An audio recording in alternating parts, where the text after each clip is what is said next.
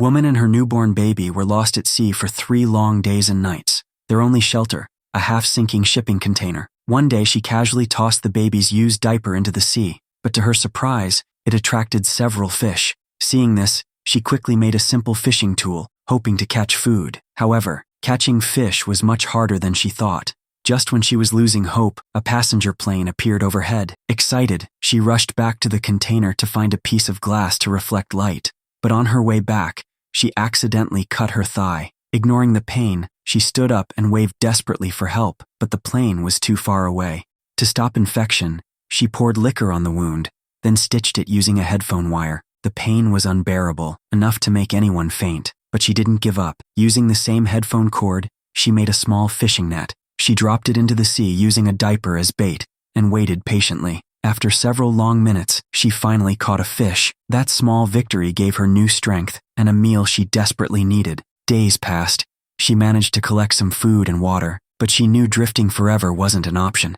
So she wrote hundreds of notes pleading for help and sealed them in plastic boxes, throwing them one by one into the sea, hoping someone, somewhere would find them. Every day she used a pipe to drain the seawater from the container, otherwise it would sink completely. She worried the baby might catch a cold, so she filled a thermos with liquor, lit a small fire, and used it to keep the baby warm. Her phone was broken, the screen shattered, so she couldn't unlock it. All she could do was wait, hoping her husband would call. That night, the phone finally rang, but the news was devastating.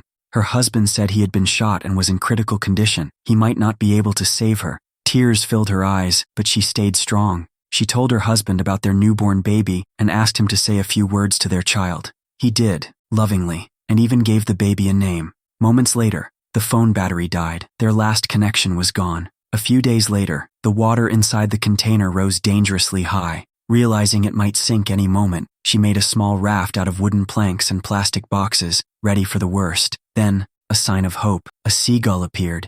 She knew where there were seagulls, land couldn't be far, but that hope didn't last long. That night, the sealing strip on the container broke loose and seawater poured in fast. As she tried to save her food supplies, her leg got tangled in a rope. She had no choice but to dive underwater and cut herself free. After a long, desperate struggle, she finally surfaced, but the baby was gone. She screamed in panic, calling out over the roaring waves. Then suddenly, a giant whale appeared. The whale sprayed water toward the baby, scaring the child into crying, and that cry helped the mother locate the baby. She swam as fast as she could and reached her child. Thankfully, the baby was safe. The whale quietly turned and swam away, almost as if it understood.